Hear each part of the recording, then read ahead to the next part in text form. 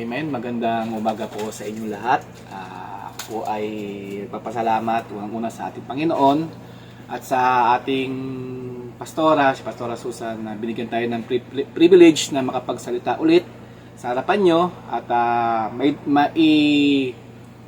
pagpatuloy natin yung nakaraang linggong pag-usapan natin about financial management. Amen. Bago tayo magsimula, tayo po na po ay yumuko at manalangin. Lord, maraming salamat po, Panginoon, sa magang ito, na patuloy, Lord, na pinupuspos mo kami, Lord, ng iyong mga salita upang maranasan namin, Lord, yung abundance, Lord, na pinalahanan mo para sa amin, Lord, at maging dependent kami sa iyo.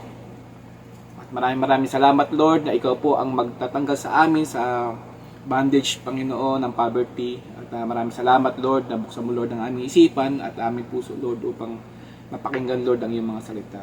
Maraming salamat po. Ito po ang aming samudalangin sa tayong pangalan ng Jesus. Amen, amen.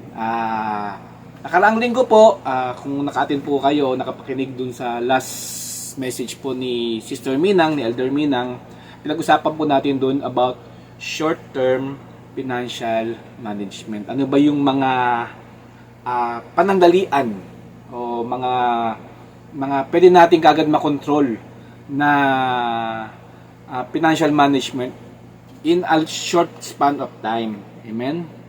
Dito, in our study of short-term financial management, we learned that when a financial blessing comes in, we should know how to spend it accordingly to our priorities. Pinag-aralan natin doon yung paano mag-manage ng ating mga financial na blessing na dumarating, ano yung mga priority natin, di ba? Priority natin, ang unang-unang priority natin is about God. Ano yung natatanggap natin, ibinabalik po natin sa Kanya. At pangalawa, yung mga ating mga financial obligation. Ayan yung sina Judith. Ayan yung mga tubig, electricity, wifi, o anything na necessity sa atin. Pagkain, work, ating clothes. Ayan yung mga priority natin sa ating mga financial blessing na natatanggap. Amen. Sabi, however, some of us are not content with where we are today in relation to our financial standing. Amen. Naniniwala naman ako, yung contentment ay ano doon binibigay ng Lord. Pero yung kung bakit di tayo nakokontent, so kasi alam natin, meron pa tayong capacity to give more. To give more to the community, to the church, and to our brothers and sisters. Hindi lang pang sariling, hindi natin hinahabol yung ating financial standing na maging maganda, hindi lamang napapaganda ang ating buhay, kundi magkaroon tayo ng attitude to give more to the community. Amen? At ayun yung unang, at naniniwala ka, dapat nating maging sa puso kung bakit gusto nating magkaroon ng magandang financial standing sa harapan ng Diyos. Amen? Is to give more to the community. Amen? To the Lord. Lalo na sa ministry ng ating Panginoon. But this is where long-term financial management is important. If we want to be a vessel God will use to be a blessing to others. Amen? Ang ating goal is to be a blessing to others. Una sa ating pamilya, una sa Lord, sa ating pamilya, at sa ating community. This long financial management will lead us to a life that God has planned for us. Amen? At naniniwala po ako na kapag mayroon tayong magandang financial standing at maraming lumalapit sa atin, naniniwala ako na it is a leverage to share the Word of God. Amen? It's a leverage para makapag-share pa tayo ng Word of God.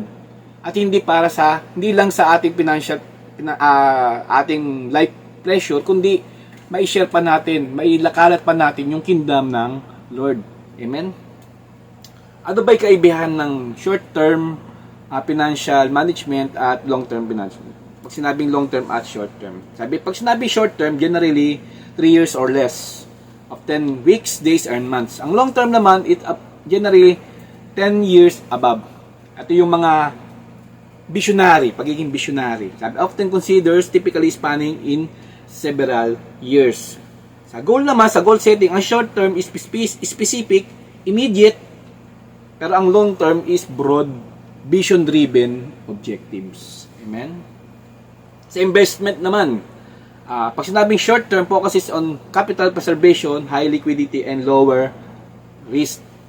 Ang long term naman focuses on growth, but it has a higher risk and tolerance to withstand market fluctuation. Amen? Sa strategic naman, ang short term requires less complex strategy, focuses on current performance. But ang long term daw requires more planning.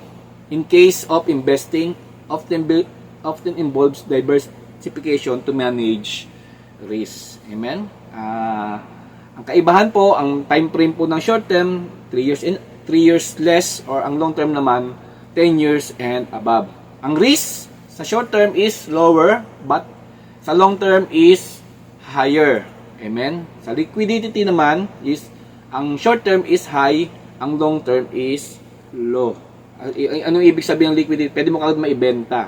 Kunyari, katulad ng ginto, mabilis mabenta. Mabilis mong mabili, mabilis tumaas, mabilis mo rin mabenta. Ang mga high risk na mga low liquidity, katulad mga lupa, pag nakabili ka niyan, hindi mo basta-basta mabibenta yan agad. Diba? Kotse, nabebenta rin kagad, pero it takes time para mabenta mo. Sabi, ang short term naman, ang goal focus is for immediate needs, pero ang long term is for future wealth. Amen? Hindi ko na po naisama yan sa ating PowerPoint, pero sana meron kayo natutunan doon sa kaibahan ng long term at short term. Amen? Basahin po natin ng Ecclesiastes 5:18 to 20. Sa verse 18, sabi, Here is what I have found out. The best thing we can do is eat and drink and enjoy what we have worked for during the short life that God has given to us. This is our faith. If God give us a wealth and property, let us enjoy them. We should be grateful and enjoy what we have worked for. Amen? Pero pag binasa mo yan, kasi parang, pag unang nabasa ko, parang self-indulgence. O, diba? Yung parang, kung ano binigay sa Lord, magpakasawa ka, 'di ba? You only live once. Pero pag tinignan mo yung mga unang verses ng chapter nito, itong Ecclesiastes 5, may warning din about the love of money. Amen. Nauna doon yung wag ka munang magmahal sa salapi. Pagkatapos noon, binigyan ka ngayon ng Lord ng pagkakataon o magkaroon ka ng pleasure do sa iyong mga natanggap. Pero wag tayo magmahal sa salapi. Okay? Sabi, it is a gift from God. Since God has allowed us to be happy, we will not worry too much about how short is life. Amen? At naniniwala po ako na walang bagay sa mundo na makakapagpasaya sa atin ng lubusan. Yung mga bagay dito sa mundo is short-term happiness.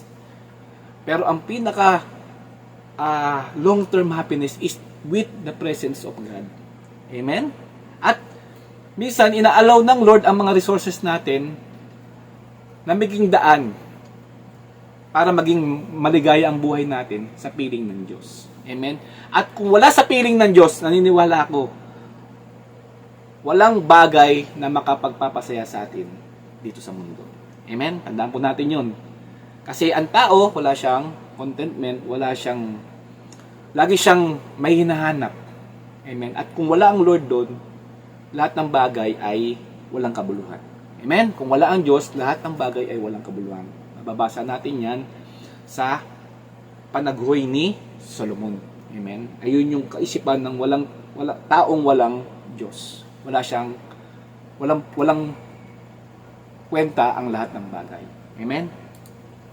Letter A, our financial independence. Amen? Lahat tayo, gusto natin magkaroon ng financial independence. Ibig sabihin nun, hindi ka nakaasa sa mga bagay na o obligasyon na hirap kang magbayad. Amen. Nagkaroon ka ng independence. Kumbaga hindi ka laging kapos at nakadepende sa ibang tao para makabayad ka sa mga financial obligation natin. Amen. Sabi dito, let us make it our goal that we have no financial obligation in this life except to God. Amen.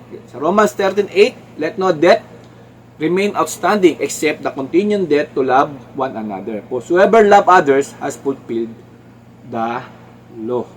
Okay? Proverbs 22 verse 7, the rich rule over the poor, and the borrowers is slave to the lender. Kaya napakahirap na nagkaroon tayo ng utang. Amen? Ako, hanggat maaari, mahirap mangutang. Kasi, sabi nga dito sa Proverbs, nagiging slave tayo doon sa ating inutangan. Amen? Sabi nga ni Minang ang hirap makatulog daw kapag meron tayong pinagkakautangan. Ang biro ko kay Bajik noon, sabi ko, para makatulog ka, dapat sabihin mo doon sa inutangan mo, hindi ka makakabayad. Para siya naman yung hindi makakatulog. Hindi, joke lang kay Bajik yun. Pero bilang mga tapat sa harapan ng Lord, bilang nagmamahal sa Lord, kailangan po may obligasyon po tayong magbayad. Hindi po tayo yung mangungutang tapos hindi po tayo magbabayad. Hindi po yun ay buhay ng isang follower ni Christ. Diba? Yung hindi marunong magbayad. Kailangan po, kapag nangutang tayo, meron na tayong obligasyon para magbayad. Amen? Sabi po, to be financially independent is a gift of God. Amen? At para tayo maging financially independent, meron ditong mga pag-aaralan tayo na mga susunod na pag-aaralan para paano tayo maging financial independent. Amen? Unang-una, our children futures education. Amen? Children's education is the parents' basic responsibility to the children. Bilang mga magulang, is obligasyon natin na mapag-aral ang ating mga anak. Amen. Ako napaka-palad ko dahil nakadalawa na ako. Diba si Micah, nakagraduate siya, nakapagtrabaho na. Si EJ naman ngayon, nakagraduate na rin. At pwede na rin makapagtrabaho. Ang naiwan na lang po si Cloud na second year senior high. Next year, papasok na siya ng college. Sabi nga, konting-konti na lang. Amen? At isa rin sa pinagpapasalamat ko sa Panginoon dahil bunga sila ng mga state university. O ibig sabihin yun ay sagot po ng gobyerno yung kanilang pag-aaral. Amen? At kung meron kayong kakayanan o yung mga anak nyo may kakayanan makapag-aral ng state university, i-encourage ko kayo. Kasi ang hirap po magpa-aral ngayon kung sunod sila tapos nasa private school kasi napakamahal talaga ng private school ngayon. Amen? Sabi dito, today's education is too costly even in public school because our children's daily expenses. Kahit na nag-aaral sila noon si Micah doon sa UP noon, syempre mayroon siyang baon, mayroon siyang pang-upa doon sa kanyang dorm dahil hindi naman siya pwede mag-uwian at kailangan namin siyang may bayad, meron pa ring gastos. Pero papasalamat ako sa Lord dahil yung tuition fee, isa sa napakalaking binabayaran sa school kapag nag-aaral, sagot po ng gobyerno. Amen? Kasi ngayon sa mga, ang naalala ko sa Lasal, 180,000 o 110,000 yata, 120 per sem. Tapos tri-sem pa. Di umabot ng 300,000 plus a year. Di ba kung ang sweldo lang natin ay ganito, mahihirapan. Tapos, kung dalawa pa sila, kailangan talaga nasa higher financial status ka bago ka makapagpaaral ng ganun. Amen? Pero, pasalamat ako ulit sa Lord dahil nasa state university sila at nakapag-aral sila ng maayos. Amen? Kasi napakamahal talaga. Tsaka ngayon, yung daily needs lang nila sa kanilang pag-aaral.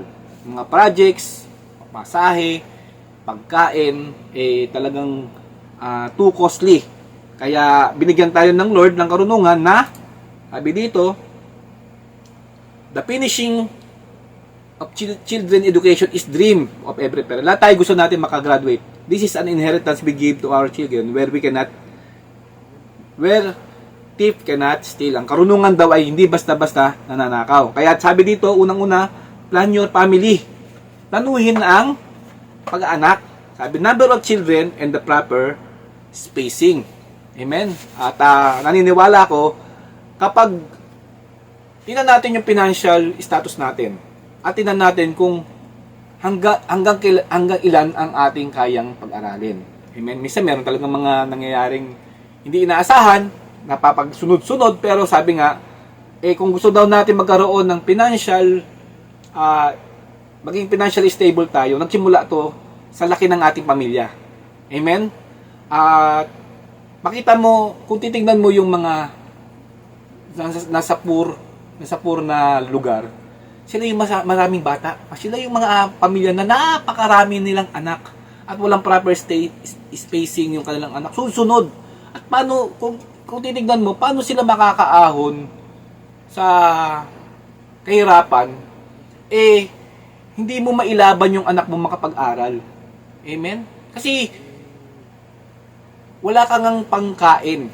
Sa pagkain pa lang, ubus na yung pinagtrabahuhan. Wala na silang extra money para papag-aral yung kanilang mga anak. At ang nangyayari na lang, yung anak nila is magkatrabaho na lang sa mamumulat na lang ng mga basura o anong pwede nilang matrabaho na kahit walang education, di ba? Mamamalimos, mamamasura, di ba? Mangangalakal. At makikita natin doon na nauulit yung cycle ng poverty. Hindi napuputol dahil doon pa lang sa family planning nagkakaroon na ng problema. Diba? Kaya nga yung napanood ko yung dumalaw si Digong sa isang squatter area, yung isang mag-ina, 10 anak. Nakatira sila sa isang maliit na lugar, pero 10 lang ang anak. 10 ang kanilang anak. At sabi ni Digong, napapailing na lang dahil sabi niya, dapat kapunin ka eh. Sabi sa tatay. Kasi ang hirap na nga ng buhay, 10 pa yung inanak mo. Diba? Napakahirap na nga, yung ilang pa yung bungangang papakainin. Tapos ang trabaho ng tatay, karpentero na hindi naman stable. Kung meron lang gawa dito, meron lang gawa doon. Tsaka lang nakakapagtrabaho. Diba? Tapos, ilan pa yung anak ang ilan pa yung anak niya. Napakahirap talaga. Kaya, yung cycle of poverty, hindi napuputol. Amen? At, dahil napakinggan mo to, yung mga kabataan ngayon, naniniwala ako na hindi lang napakinggan nyo to ng tawag dito, ng aksidente, kundi naniniwala ako na binigay ito ng Lord sa inyo para magkaroon kayo ng financial breakthrough o long-term financial management sa inyong mag-asawa, kung ilan yung capability nyo, kung ilang anak ang kakayanin nyo. Amen? Diba, tignan nyo yung sweldo kung si tatay lang nagtatrabaho, tignan natin yung sweldo ni tatay. Sa tingin mo kaya ba 2 anak? 3 anak? 1 anak? Diba? Kung 2 kayo mag-asawa, tignan nyo kung ano yung capability nyo. Diba? Tignan nyo yung, sabi nga, strategy nyo. Kung 1 anak natin, eto na yung pag-edad niya ng ganito. Diba? Ma-imagine mo kagad na pag naka-graduate siya ng ganito, magiging stable na tayo, makakabili na tayo ng bahay, di ba? Kumbaga meron ka na kagad strategy o plano. Di ba? Kaya nga tingnan mo ngayon mayayaman. Sila yung mayayaman, sila yung konting anak. Di ba? Sila yung mayayaman, sila yung konting anak. Pero pag mo yung mga mahihirap, sila napakadaming anak. Kaya hindi natatapos yung cycle ng poverty. Sabi dito, invest a good educational plan. Amen? May mga plan, pero pag-aralan natin mabuti kasi may mga educational plan na hindi pa rin stable. Di ba? Katulad nung yung may educational plan si Micah, pero nagka-problema yung educational plan na yun, na bankrupt. 'Di ba? Wala kami nakuha kahit ka-5.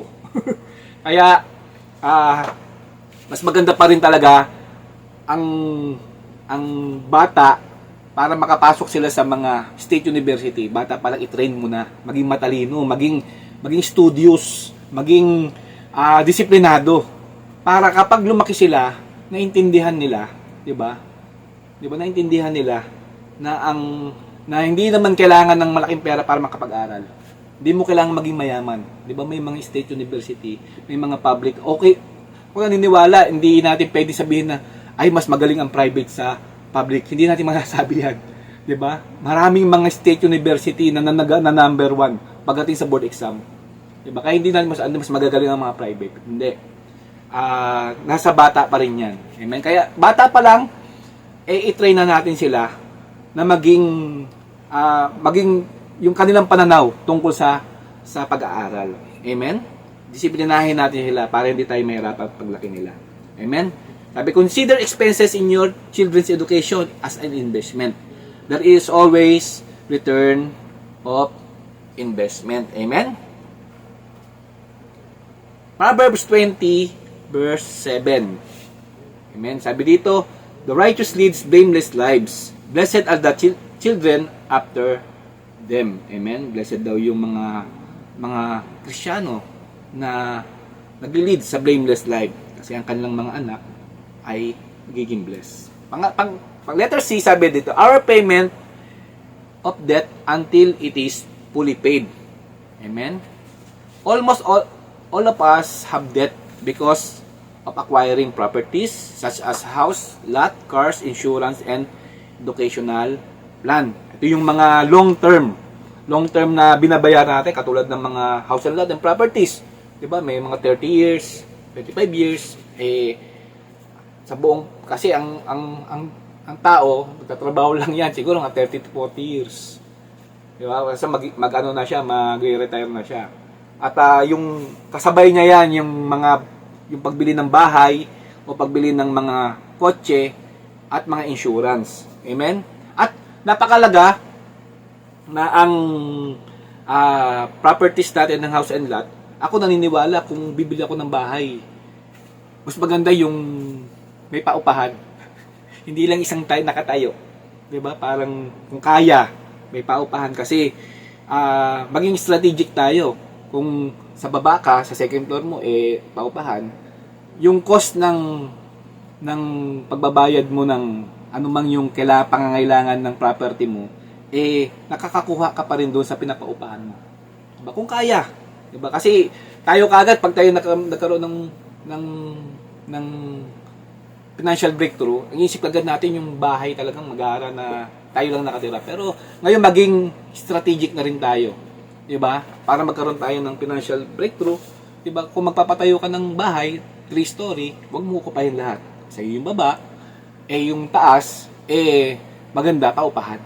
'Di ba? Para maka-cope up doon sa gastos, ano man magiging gastos ng property mo, yung amilyar, yung repairs and maintenance, 'di ba? Kasi ang hirap nang makakuha kung hindi ka nagpapa-up, kayo lang nakatira doon. Ang hirap. Siyempre, sa sarili mong sweldo mo pa rin kukuhain yung repairs and maintenance. Hindi katulad ng may paupahan ka, kung merong repairs and maintenance, may mga babayarang amilyar, pwede mong kuhain doon sa bayad na pinaupa. Diba? Kaya nagkakaroon sila ng financial breakthrough. Amen? Ayun yung natawag na strategic. Diba? Mag-strategy tayo. Kailangan ko ba ng isang malaking bahay lang na ako lang nakatira? Tapos pag nag-asawa na yung mga anak ko, wala na sila rin sa bahay na yon. Or maganda, sa akin yung isang kwarto, tapos paupahan yung iba, kapag tumanda na ako, meron pa rin akong, kahit na nag-retire ako, meron pa rin akong source of income. Ayun yung tawag na strategic financial management. Amen? Kung kaya, di ba? Sabi dito, even rich people borrow money. Ako naniniwala ako. Tatanong-tanong ako, ba't sabi yung isang boss ko datong araw, sabi, yaman-yaman nila. May pera sila sa bangko. ba't sila nangungutang? Diba? Kasi, meron silang strategy. Hindi para, hindi, meron silang strategy kung bakit sila nangungutang. Kunyari, meron silang investment. Hindi kaagad nila kinukuha lahat ng kanilang pera, inuubos yung pera nila sa bangko. Pinagkukumbine nila, hindi, kunyari, 50% ng pera nila sa bangko, tapos umuutang sila. Tsaka sila i-invest sa kanilang panibagong business. Tayo kasi ang problema sa atin yung problema sa atin na hindi ang isip natin hindi katulad nila. Tayo nangungutang tayo para pangbili ng ganto, pambili ng ganto, pambili ng ganto. Sila hindi sila nag-iisip. Ang iniisip nila, kaya sila nangungutang para i-invest sa business. Tayo hindi, pang mangungutang tayo, nataga tayo ng mall, ano pwede na mabili, 'di ba? Maglo-loan ako ngayon kasi bibili ako ng mga gamit mga gamit na nadi-depreciate. Kaya sila nangungutang dahil ipapasok nila sa business. Business pa rin pinag-uusap ang kanilang nasa isip kasi alam nila na kapag ginastos mo to sa bagay na liabilities, o 'di ba? Nagdi-depreciate, nawawalan ng value. Sila iniisip kagad nila maguguro kagad yung kanilang investment. Kailangan mabalik kagad nila yung kanilang inutang.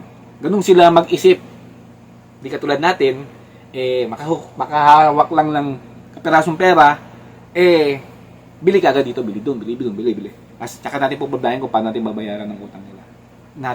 Kasi, ang problema, kaya sila nangungutang, kapag nag-click yung investment nila, ayun yung pinangbabayad din nila, yung kita ng kanilang business, ayun yung pinangbabayad nila ng utang. Tapos kapag natapos na yung bayad nila ng utang, ROI na sila. Kumbaga, kung ano man yung kinikita ng business nila, dahil tapos na sila, after 3 years, tapos na sila sa pagbabayad ng utang, kung ano man yung kinikita ng business nila, yun yung return of investment. Diba? Tsaka nila ngayon, mabibili kung ano man yung gusto nila. Kasi nag-ROI na yung kanilang business. Amen? Tayo, sa mga katulad natin, ang isip agad natin, bibili ng mga gamit, pero walang return of investment. Kaya tayo, nangyayari, nadudun tayo sa cycle ng poverty. Puro utang. Kaya, ibahin natin kung gusto natin malaman yung isip ng mayayaman, tingnan natin, may mga pagtuturo tungkol sa financial breakthrough. May mga magagaling diyan. Hanapin natin lalo na yung mga Christian. Si Chinkitan ba Christian? O si Chinkitan daw Christian. Meron siyang mga libro about financial breakthrough. Pwede natin matutunan. Kasi ako naman hindi naman talaga ako alam sa financial management. Pero tayo may mga lesson. Ito nakita ko to. Ito. 'Di ba? Etong libro na to, hindi ko pinopromote pero marami tayong matututunan dito. 'Di ba? Ang diary ng Pulube. Okay? Sabi, 22 money lesson how to avoid going broke by Chinkitan, Wealth and Life Coach. Ma? Kasi ako hindi naman ako ganun talaga kagaling sa financial management, pero may mga taong nakapag-aral diyan na pwede nating matutunan. Amen? Sabi sa Psalms 37 verse 21, the wicked borrow and do not repay, but the righteous give generosity. Ito yung sinasabi ko kanina. Kapag ang isip natin, mangungutang ako pero di ko babayaran. Ang tawag sa mga taong ganon is mga wicked. At hindi dapat tayong ganon. Amen? Kung mangungutang tayo, meron na tayong obligasyon at nabayaran yung ating inutangan. Kasi kapag hindi natin nagbayad ng ating utang, ang tawag sa atin ay mga wicked. Wala sa atin ang paghahari ng Diyos. Amen? Sa Proverbs 22 verse 26, do not be one who shakes hands in pledge hook or puts up security for debt. If you lack of means to pay, your very bed will be snatched from under you. Amen? Ito yung mga taong nagko-co-maker. Kung wala kang, kasi pag sinabi mong co-maker, pag hindi nakapagbayad yung nangutang, ikaw yung susunod. At pag pumirma ka doon, under ka ng batas. Lalo na kapag may mga tatak ng mga ano yan, ng mga attorney. Pwede kang habulin. Ikaw yung magiging ikaw yung magiging katuwang doon sa pagbabayad ng hindi nakabayad. Kaya nakahirap ng co-maker. Hindi ka basta-basta pipirma ng co-maker. Lalong-lalo na kung wala kang capability magbayad. Di ba? Hindi mo pwede sabihin na, hindi siya nangutang, hindi naman ako nakinabang. Hindi, pag pumirma ka, kaya maging matalino tayo. Hindi tayo basta-basta pumipirma ng co-maker kung hindi natin kilala yung mabuti yung tao. Di ba? Kung alam natin lagi ng muna, hindi babayad. Nahirap yun. Sabi dito, letter D, our major lifestyle desire. Sabi, all of us have dreams in life. Lahat tayo mayroon tayong panaginip. Meron tayong pangarap sa buhay. Amen? Meron tayong pangarap na bahay, pangarap na kotse, pangarap na lifestyle. Di ba? Sabi ni Pastor Wilbert, the totality of our dream could be summed up with the lifestyle we would like to live. Amen? Kung ano daw yung ating pangarap, ay depende yan kung ano yung lifestyle na gusto nating ipamuhay. Amen? Sabi, some say they want to have a simple life. But simple living is different from others. Amen? Kaya kanya-kanya tayong pangarap sa buhay. Sabi, we should have defined what kind of lifestyle we want to live and prepare for it. Amen? Nagbabago yan din sa edad at sa pananaw. Diba nung araw, pag medyo bata-bata pa tayo, gusto natin meron nakatira tayo sa penthouse. Kita natin lahat ng skyscraper, may magandang kotse. Pero pag medyo tumatanda na, gusto mo na sa mga bukid. Di ba? Yung nagtatanim-tanim, nagdidilig-dilig, nag-aaral. Di ba nagbabago kasi? Nagbabago yung pananaw natin sa buhay hanggat nagkakaroon tayo, may edad tayo. Amen? At depende yan pa rin sa lifestyle natin. Ako, ganun yung ano ko yung tumatanda na, gusto na sa probinsya, sa may bukid, tatanim-tanim, ng kamote, di ba? Ganun lang, simpleng buhay lang. Sabi dito, ito yung mga iba-ibang klase iba't ibang klase ng status ng buhay ng tao, o ng status financially ng tao. Unang-una is the poorest of the poor. Pinakamahirap. Sabi na, maraming kahig bago makatuka ng makaisang tuka. Yan daw yung mga poorest of the poor. Di ba? Ang poor, isang kahig, isang tuka. Isang kahig, isang tuka. Sa average naman, isang kahig, 3 tuka. Amen? Sabi dito, ang middle age naman is established good income, car and house and lot in exclusive subdivision. Pero sa tingin ko ngayon, hindi lahat. Parang middle class. Yung middle class, may mga kategory pa upper middle, lower middle, tsaka middle. May mga nabasa akong ganoon. Hindi lahat ng middle class ay merong tingin ko yung sinasabi dito ni Pastor Wilbert is upper middle to. Yung talagang good income na nakakabili na ng house and lot. Kasi may lower middle, may middle, at upper middle. At bago pang pagkataas ng upper middle, magkakaroon na ng rich. Yung rich yata, meron pa rin mga kategory. Talagang very rich, tsaka lower rich. Kaya sinabi naman yung rich is kaya mag-world tour pero budget conscious pa. Ito sa tingin ko ito yung mga lower rich. Tapos yung talagang super rich, yung mga super rich tawag talagang wala nang pake. Galit sa pera. Wala nang pake kung magkano gastos niya. Ayun yung mga ito pala yung super rich. May category pala nilagay si Pastor Wilbert sa rich. Kasi alam ko may lower rich pa. Pero yung talagang super rich, ito yung mga third generation already secured. Kahit na yung kaapu-apuhan secure na. Diba? Pero naniniwala naman ako na walang secured sa buhay ng tao. Diba? Yung mayayaman nga noon Tingnan mo si Genghis Khan. Si Genghis Khan, sa panahon nila, siya yung pinakamayaman sa panahon niya. Kung susumahin daw ang pera niya ngayon is ang pinakamayaman ngayon si Elon Musk Maabot yata ng 400 million para mga ganun. Pero si Genghis Khan daw, ang pera niya umaabot ng 3 trillion. Kung susumahin daw ngayon, $3 trillion. Kasi halos 1/3 na yata ng mundo ay nasakop niya. Pero Saan yung pamilya ni Genghis Khan? Wala. Wala na. Kahit siya pinaka super rich pa noon. Pero, sabi ko nga, hindi laging secured. Diba? Pwede secured kung magaling yung susunod na generation. Pero pag ang susunod na generation ay hindi nakabatay sa salita ng Lord, naniniwala ako na para lang silang nasa dagat. Diba? Walang permanent dito sa mundo. Kahit na super rich ka. Amen? Sabi nga dito, already secured, kahit mamatay na, hindi pinag-aaralan ang budget anuman o bibilin kung saan niya gustong pumunta. Amen? Sa kasalukuyan. Pero, walang nakakalam ng our future is a certainty. Walang nakakaalam. Kahit mayaman ngayon, pagdating ng fourth generation, pwede yung lahat ng bagay ay mawawala. Pero isang pamilya na hanggang ngayon, mayaman pa rin. Yung mga Rothschild. Ayan, mga Rothschild, mga 18th century pa, mayayaman na sila. Kilala pa rin sila hanggang yung mga Rothschild. Kung gusto nyo i-search yung kanilang pamilya. Pero nagkahati-hati na yung kanilang mga kayamanan.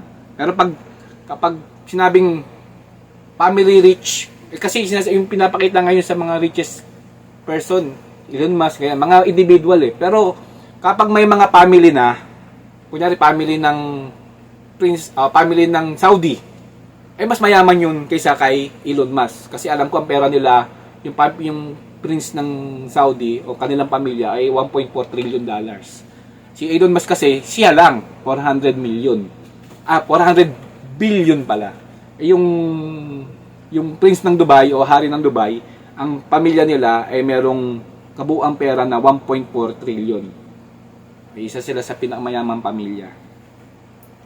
Men, ano lang medyo pamilya lang kasi ako sa mga ganun. Kaya nakakwento, wala naman dito sa pinag-usapan natin. Yan, super rich. Pangalawa, isabi dito, sa Ecclesiastes 5:18-20, what is the best thing to do in a short life? God has given us. Sabi dito, ano ba yung, hindi ko nababasahin lahat.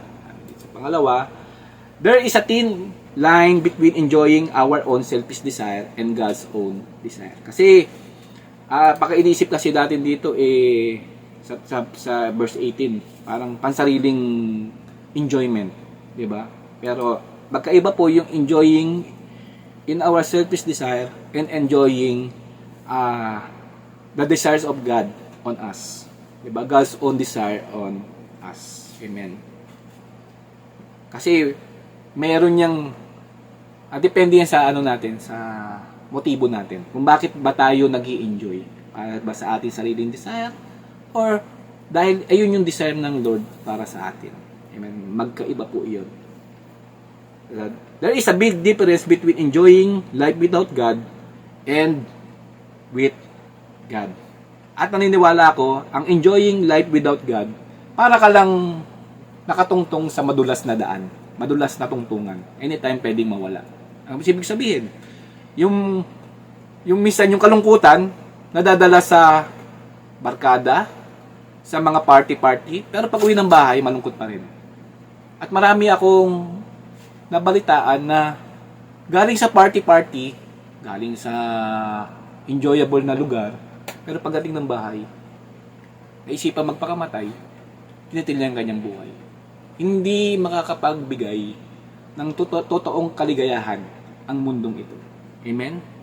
Ang totoong enjoyment na mararanasan natin, yung genuine na enjoyment sa presence ng ating Panginoon. Amen? Kaya nga sabi sa Matthew 6:3, seek first the kingdom of God and His righteousness, and all these things shall be added unto you. Pag na-seek natin ang presence ng Lord, doon natin ma-appreciate kung ano man yung resources na natatanggap natin. Amen? Ayun yung totoong life's fulfillment, ang totoong enjoyment. Diba? Yung masik muna natin ang Lord at lahat ng bagay na ibibigay niya, magkakaroon na ng purpose at meaning.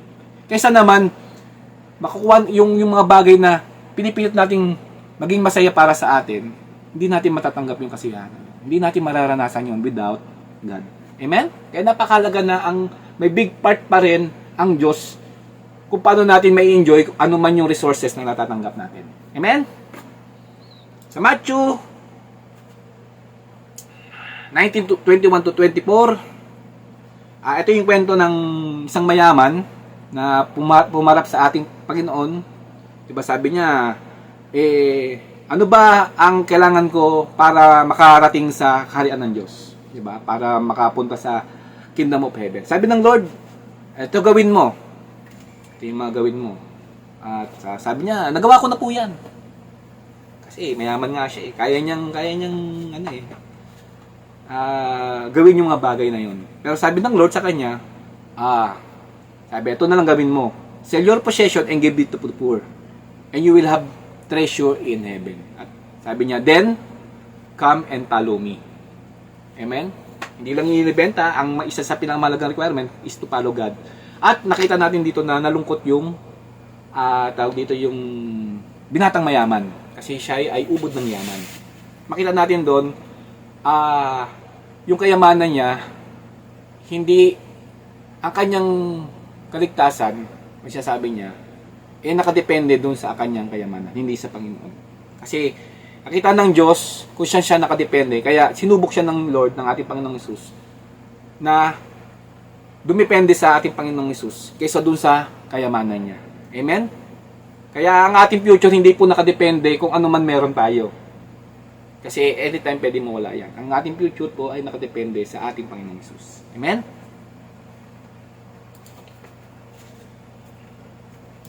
Sabi din sa Genesis 12:2, I will make you into a great nation and I will bless you.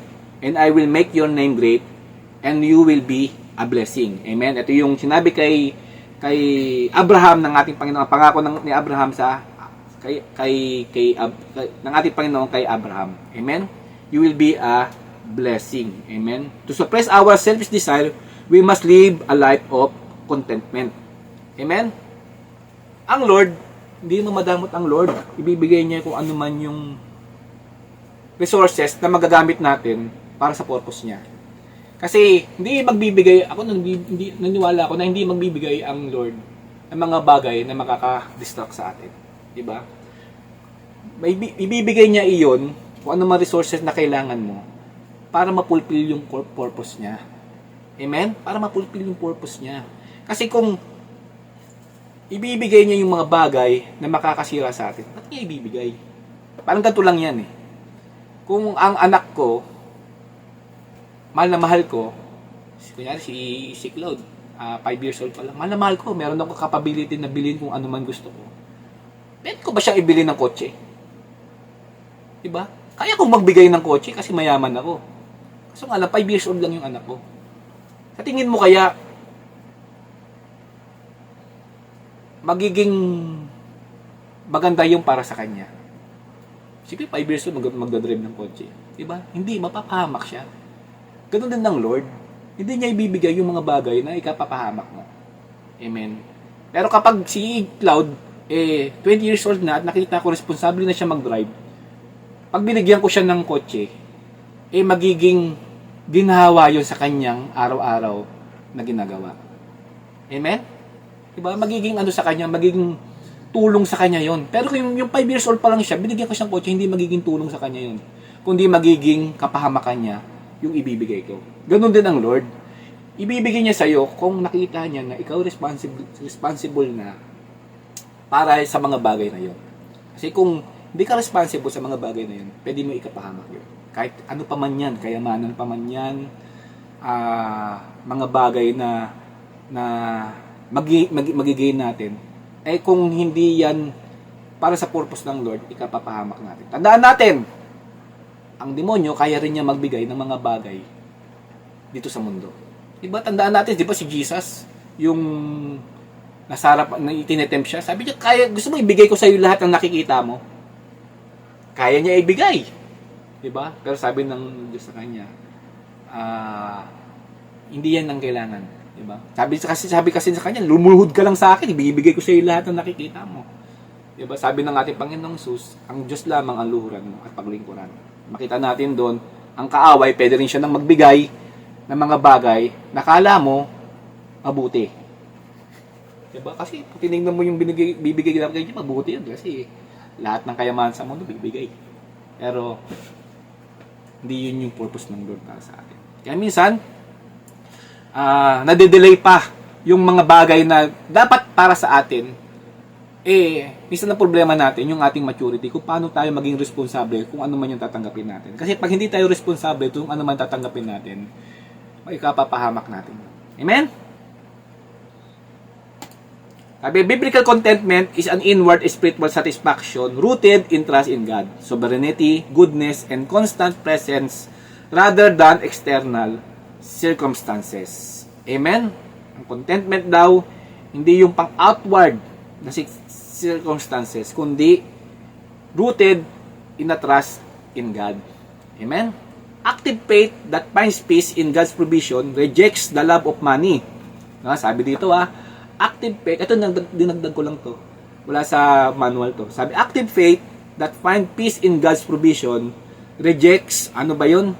Rejects the love of money and prioritize external spiritual riches over temporary worldly or material comforts. Amen?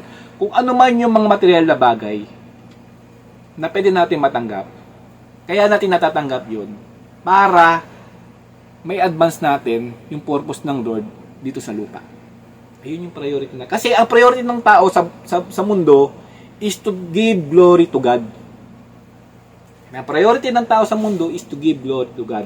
At gagamitin niya yung mga resources na natatanggap natin para mapulfill natin yung purpose natin na mabigyan natin ng glory ang ating Diyos. Amen? Gagamitin lang naman yung mga bagay na yan. Diba? Bakit kamo?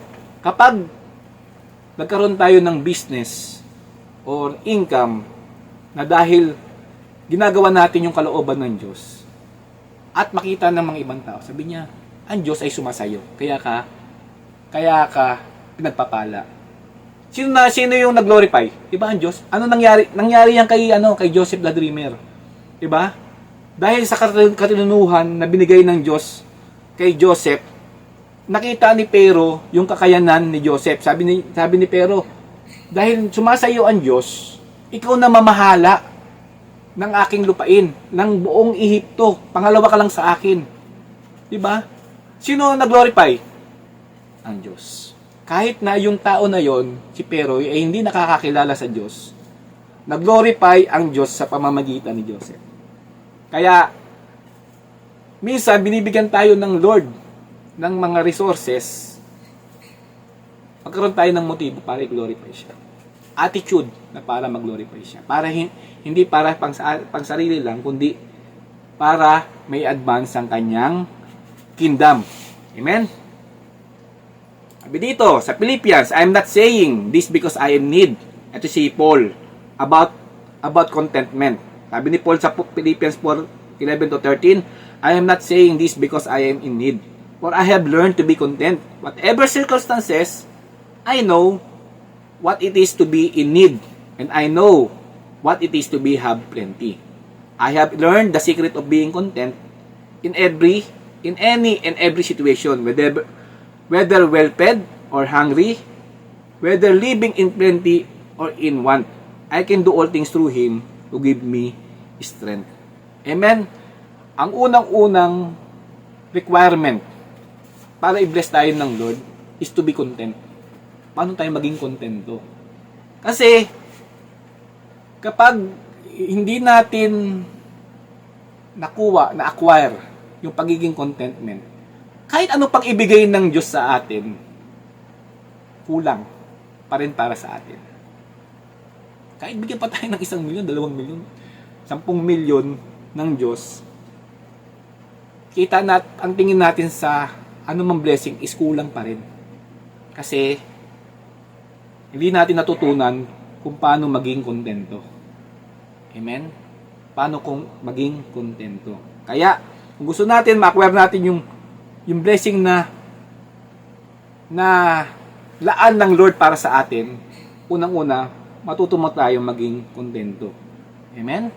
Kasi, kapag contented ka, o meron kang contentment, mawawala yung love of money.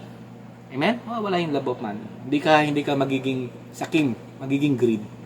Kasi oras na wala kang contentment, doon papasok yung greediness and love of money at ayaw ng Lord na maging ganun ka kasi mahal ka niya. Amen? Sabi dito, our breakthrough in giving.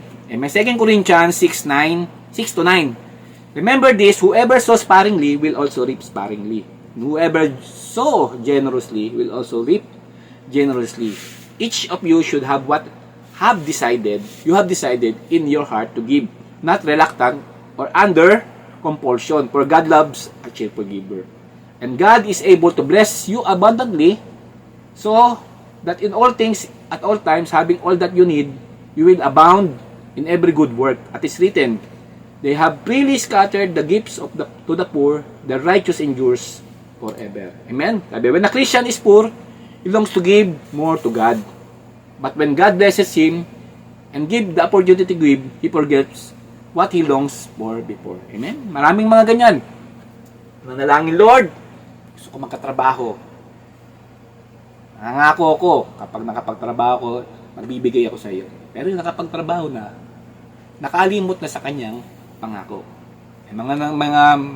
May mga nagtayo ng business, Lord, pag itong business na ito, Lord,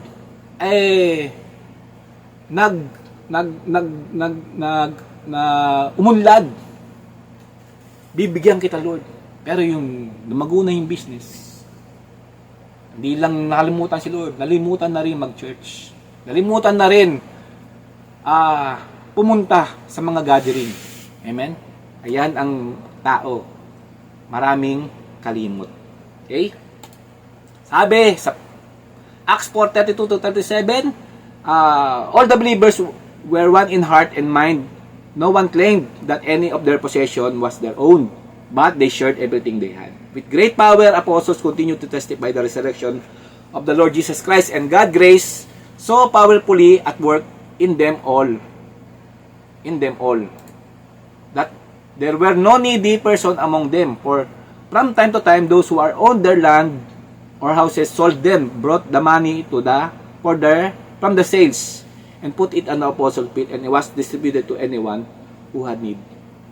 Joseph and the Levites from Cyprus, whom the apostle called Barnabas, which means the son of encouragement, sold a field he owned, and brought to the money, and put it on the apostles' feet.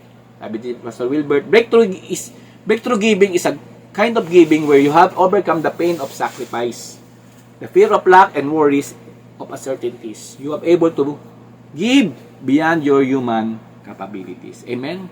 Ano ba yung mga tao sa panahon ng mga apostol, ano ba yung nagbigay sa kanila ng inspirasyon para ibigay beyond their human capabilities?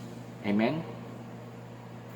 Pag-aralan natin yan. Kasi sabi dito, ano ba yung naging leverage o naging nila kung bakit sila nakapagbigay ng panahon na yun na binibenta nila yung kanilang mga ari-arian para lang ilagay sa kingdom ng Lord, sa ministry. Sabi dito, as a follower of Christ, love, gratitude, and faith towards God would be the motivation. Naniniwala ko, ayun yung kanilang motivation kung bakit sila nakapagbigay beyond their capabilities. Because of love, gratitude, and faith towards God. Sabi, would be the motivation for sharing. As there no command from heaven or no human pressure from the church leaders to give. Amen? Hindi dahil sinabi ni pastor, sinabi ni kapatid na magbigay ka, tsaka ka magbibigay. Bakit ka nang bibigay? Hindi yun ang nagiging presyo. Kundi yung love, gratitude, and faith towards God. Amen. Ayun yung nagiging motivation nila kung bakit sila nakapagbigay. Hindi dahil kung sino ba man. Amen? Kasi sabi, sa 2 Corinthians 9:6, each of you should give what you have decided in your heart to give. Not reluctantly and under compulsion. For God loves a cheerful giver. It was the heart or the motive of the heart kung bakit sila nagbibigay. At sabi dito, they are not reluctantly or under compulsion. Amen? Sabi, ano ba ang tamang ang right manner kung giving? Sabi, we should give sacrificially. We should give faithfully.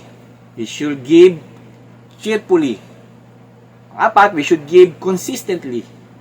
We should give increasingly. Kasi ako naniniwala kung bakit increasingly, the more you give, the more the heaven will open for more blessing. Wag nyong gawing kasi baka meron na namang malikot ang isip, sabihin, parang yung pagbibigay sa Lord, parang give and kapag binigay mo may balik, parang sugal. 'Di ba? Babalik ng 100 times, 1,000 times. Hindi dapat 'yun maging motibo natin sa pagbibigay dahil babalik. Kaya tayo nagbibigay kasi pinapakita natin sa Lord, Lord, itong binigay mo, hindi ko pwedeng dependehan. Kaya ako nagbibigay kasi hindi ako nakadepende kung ano man meron ako, nakadepende ako sa iyo. Kaya kapag nagbibigay tayo, nagkakaroon tayo ng opportunity na i-bless tayo ng Lord. Paano pag hindi nagbibigay? Wala kang opportunity i-bless ng Lord. Diba? Kasi, sabi, what you sow is what you reap. If you give sparingly, you will reap sparingly. Kaya ngayon sabi na, nagbubukas ka ng opportunity na i-bless ka ng Lord. Pero hindi ka nagbibigay para ayun ang naging motibo mo. Kasi nagbibigay ka dahil love mo si Lord, meron kang gratitude, at faith towards ka. Hindi dahil, kasi, ibabalikin. Wag yung ganung ating isip. Kasi meron ganung mga, dahil nakwento ko na sa inyo dati, meron ganon. Ginawang betting game ang Lord. Kasi sabi ng pastor, kapag nagbigay ka, ibabalik yung 100 folds. Etong businessman na to, ganun ba? Binenta niya lahat ng kanyang ariyan, binigay sa church. Pero after mga 1 month, gusto niya nang bawiin. Kasi, di naman daw totoo yung sinabi ng pastor na babalik 100 folds yung kanyang binigay. Mali yung motibo. Doon nagkakaproblema. Diba? Hindi natin napapaliwanag sa tao kung bakit sila nagbibigay. Hindi dahil gusto nating 100-fold blessing. Kung ano yung motibo natin, naniniwala ako na meron kang maling puso at isipan tungkol sa pagbibigay. Sabi nga, totoong pagbibigay, galing sa puso, dahil mahal mong Lord, at gusto mong magpasalamat dun sa mga blessing na ibinibigay sa'yo. At yung faith mo na ang Lord, doon ka nakadepende sa Kanya, hindi doon sa resources na binibigay niya. Amen? Diba? Nakadepende tayo sa giver ng resources, hindi doon sa resources. Amen? At sabi ng 6, we should give abundantly. 2 Corinthians 6:6-7, and God is able to bless you abundantly so that in all things, at all times, having all you need, you will abound in every good. Kaya tayo binibless ng Lord sa ating pagbibigay para mag-abound tayo in every good work to serve His purpose. Hindi lang sa atin, kundi sa lahat na nakapaligid sa atin. Diba? So, yan. Kaya, the more blessing will increase in good work. Kasi kung binabalik sa atin ang Lord yung resources, hindi naman natin ginagamit para sa good work, sabi nga, kukuhain ulit ng Lord yan. Katulad ng mga talents.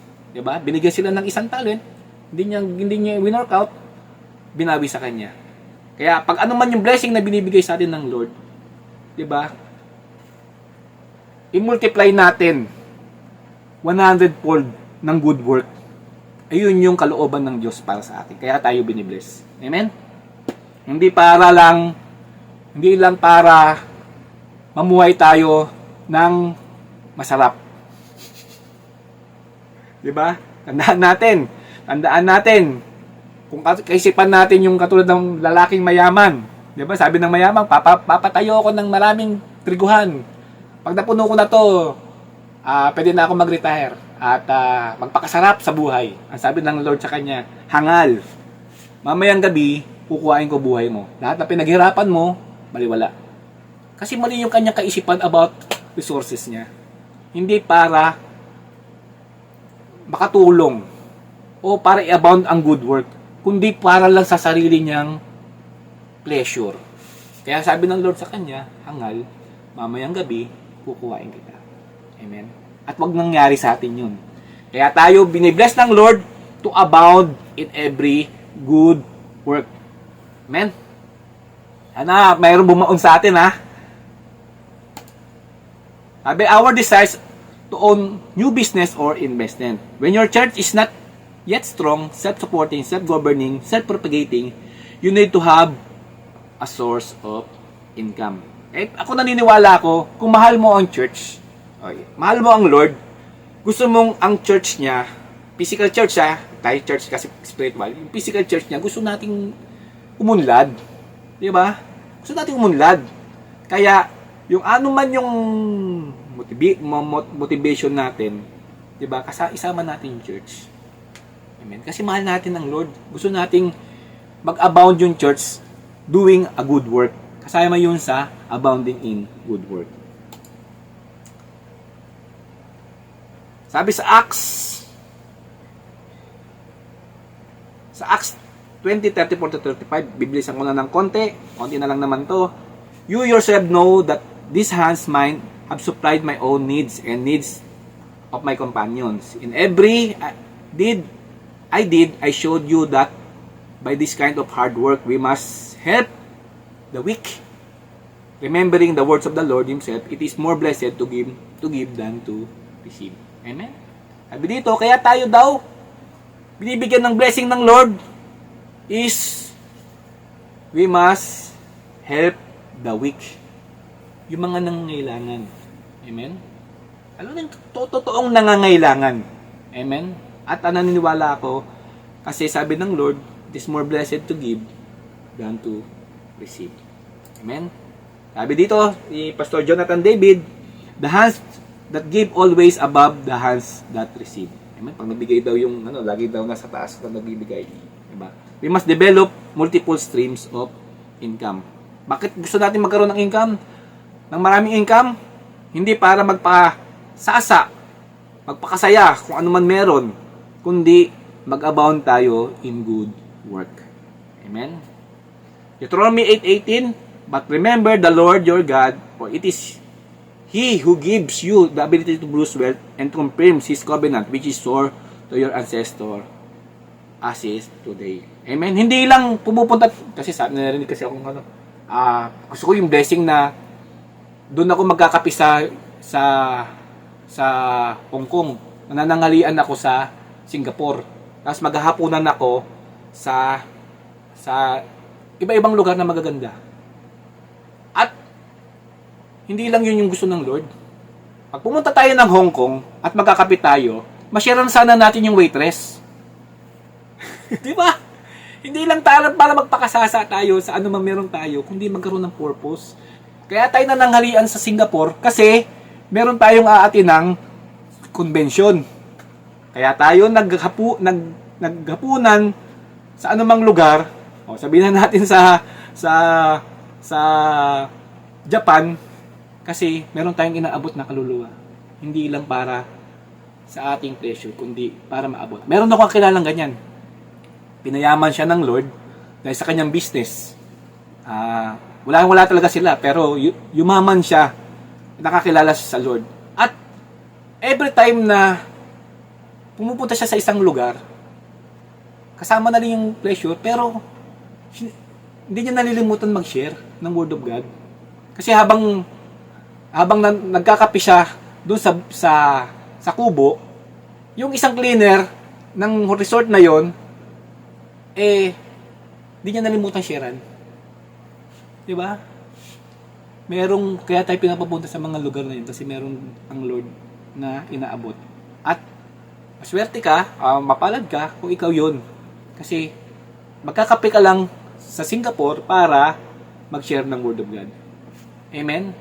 Huwag nating isipin, kasi minsan ang isip agad natin kapag binigyan ng Lord, pasasa ako doon sa lahat anuman ng binigay niya sa akin.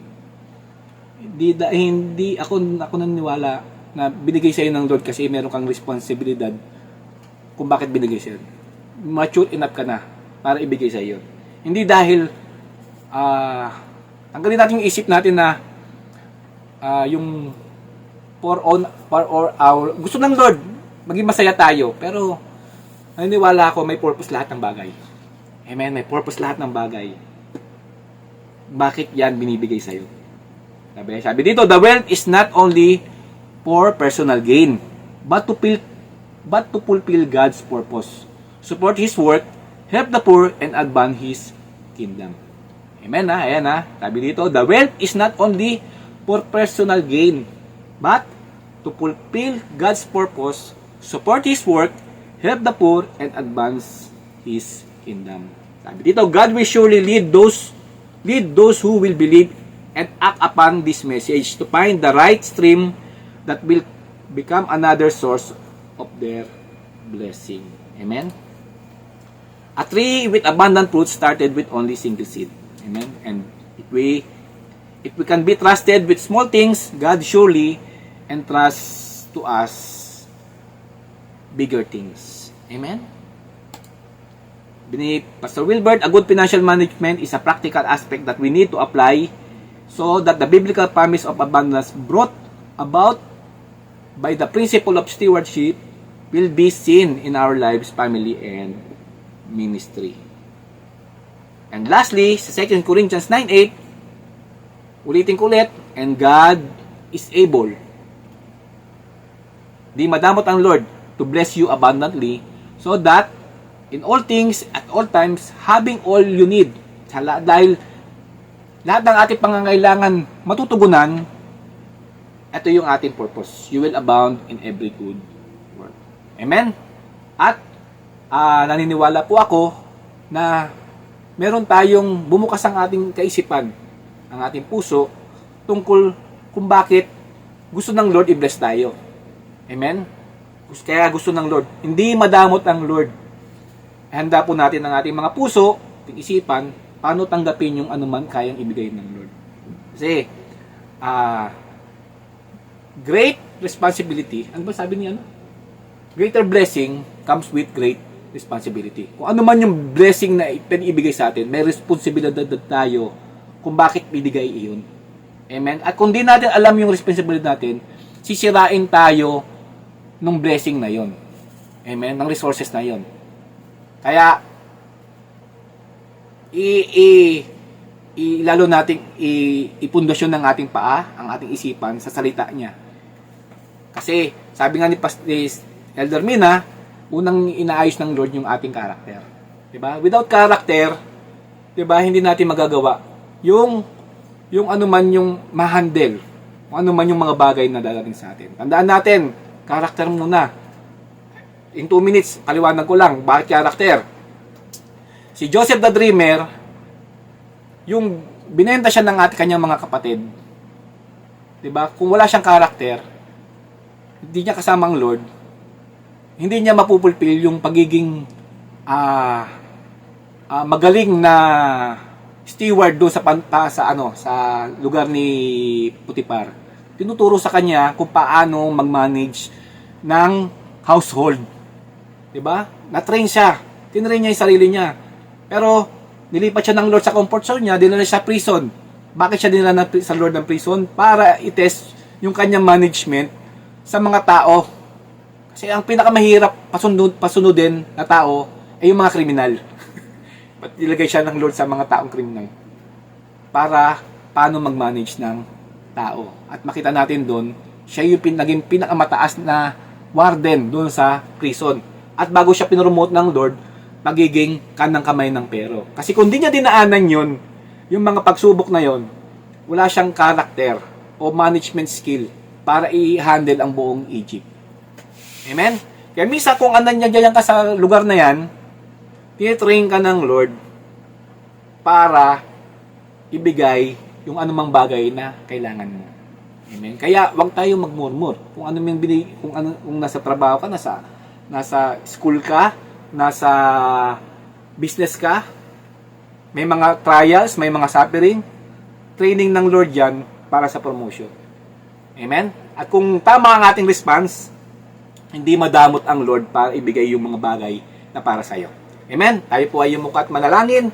Lord, maraming salamat po Panginoon sa hapong ito, sa umagang ito. I-bless mo Lord ang bawat nakinig ng iyong mga salita. Naway nagkaroon kami Lord ng tamang kaisipan tungkol sa pagmamanage ng aming salapi, aming financial Panginoon, at paano ang aming maging attitude tuwing kami Lord makakatanggap ng iyong blessing Lord. Kung ano man Lord ang plano namin sa buhay, i-bless mo po Panginoon. Yung mga anak namin nag-aaral, i-bless mo Lord. Kung ano man yung mga naisip namin investment o business Lord, i-bless mo ito Lord.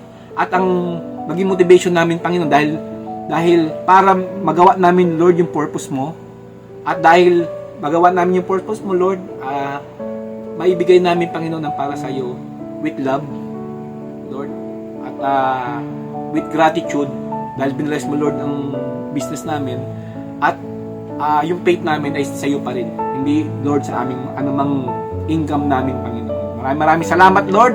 I-bless mo Lord ang bawat isa. Maitaas Lord ang iyong pangalan. Ikaw Lord ang mag-glorify sa buhay namin Panginoon. At naniwala ako Lord na ikaw Lord ang yung may plano man kami Lord, kayo po magpapatupad Panginoon. Maraming salamat Lord. I-bless mo Lord ang puso namin, ang isipan. I-bless mo Lord ang bawat isa.